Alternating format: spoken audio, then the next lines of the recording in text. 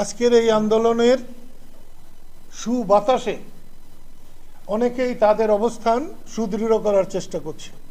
হয়েছে, আহত হয়েছে, শহীদদের আত্মার মাগফিরাত কামনা করছি। আহতদের আশু সুস্থতা কামনা করছি এবং এই প্রত্যেকটি ঘটনার বিশেষ করে জীবনহানির নিন্দা করছি।